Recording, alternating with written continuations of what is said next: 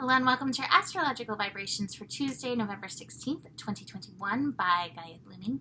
I am Mimi and our energy mantra for today is I honor the process of working my light and working my shadow and the balance it brings to me. Whew. All right, so 3 days out from this eclipse energy that's incoming. And oh my gosh, the universe has it process packed leading up to this eclipse. Today's astro in particular is like, wow, you are really pushing the delving into shadows energy. I always consider that with this adventure card. It's like, it doesn't have to be bad. It can be an adventure. So what we have today, the main attraction today is the sun and Pluto working in a sextile. Now, sextile is a helpful connection. So Pluto is meant to be helping the sun is meant to be helping Pluto. However, anytime we have Pluto, there is that strong plutonic colonic energy that we go through, meaning we are plunging the toilets, our personal toilets. We are plunging the depths and bringing up the shadows that need to be looked at, acknowledged, processed. Now, when I say shadows, so many people are like, this is where I do bad things. And I feel like that connects to one of the biggest shadows I think so many of us have, the shadow of shame. How many, I recently realized that I was disciplined via shame. And so, like, if I ever did anything, it doesn't even have to be anything bad or anything wrong, but anything my parents didn't like, or their parents didn't like, or my siblings didn't like, there was that shame energy that was like pushed in. So that's personally for me one huge shadow that I'm constantly having to work, the shadow and the guilt even of being. So when I'm saying these shadows, while these energies may be tough, energies may be tough, it's not about you being bad. And so our work in this is plunging, expunging, releasing that energy, being good to the places within us that have held and carried this energy. So that's super potent. Now, what I love, I'm like, oh, the universe, like, you're amazing. What I love, there's two other aspects that are feeding into this. So one is Mars in Scorpio, opposite Uranus and Taurus. And Uranus and Taurus, while it's triggering this energy, it's reminding us you have worth, you have value, despite the cloud of shame, despite the shadows, despite the deathly hallows. Didn't mean to bring that, reference in, but that came through. So despite those energies, you have value, you have worth. But so often that Mars and Scorpio energy, we act according to the value we place on ourselves, knowing these shadows. Does that make sense?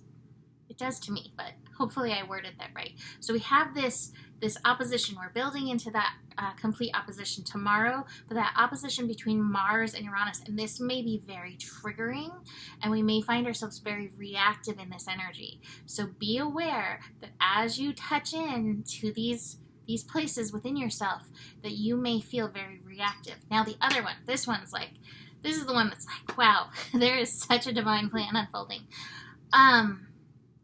The next aspect that I'm looking at is the North Node conjunct Lilith. So I think Lilith is a beautiful representation of the shame so many of us carry. And it's the shame for just being who you are. So Lilith I usually do a paraphrasing story, but Lilith in her story is like, hey Adam, this doesn't work for me. I'm going to go live my own life, do my own thing. And in history and myth and everything, Lilith she's a demon who steals your children because she simply was willing to live according to her truth. How many of us have also, I think that would explain my last several years in so many ways.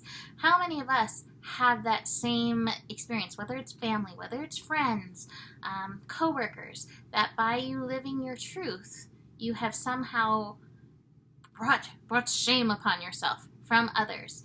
And so again, this energy is going to help us tap into these places and expunge it ahead of this beautiful eclipse. Card wise, again, I have this card, which always to me feels like going deep into the shadows, and right next to it is clinging to the past. These shadows are deep. Chances are some of the shame is not even yours. It is ancestral stuff that you are carrying, ancestral stuff that you've inherited, that you're carrying, patterns that you've inherited that you're carrying.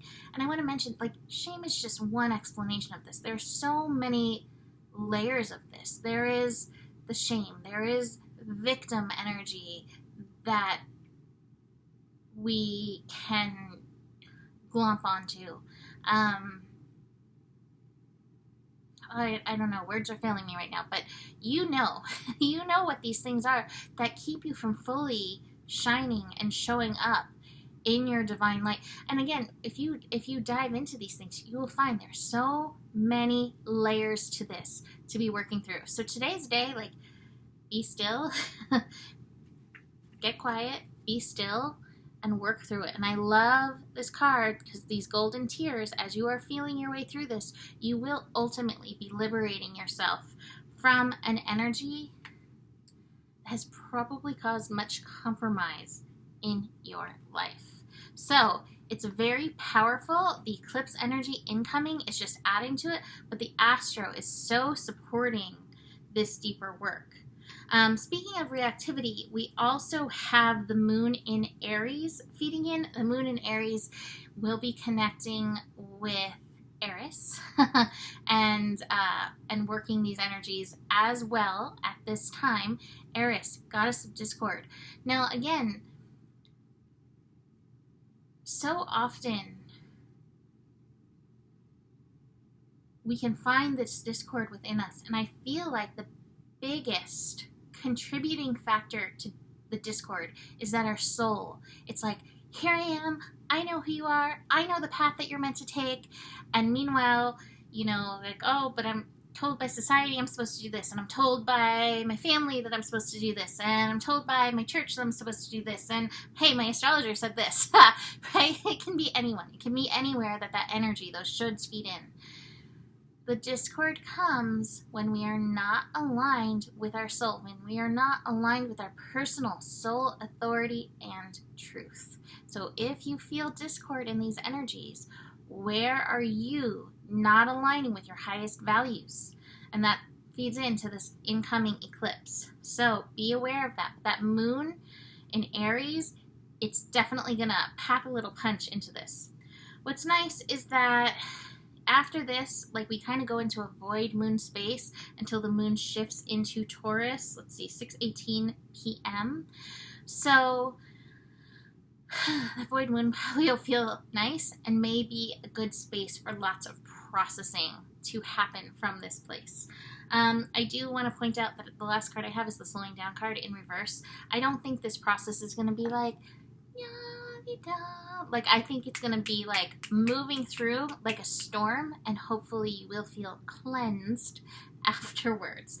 I will say with this Sun and Pluto connection, this is a call to rise in your power. So do notice where you can rise in your power in and through this energy. Also, I will say that this energy can bring out the worst in people. So that isolation card may be a little bit ideal. So that is it for today. You can book a reading with me. Email me, mimiclark@gmail.com. Besides that, the better it gets, the better it gets. There's more than enough love in the world for you. You have the power, and stay curious. Namaste.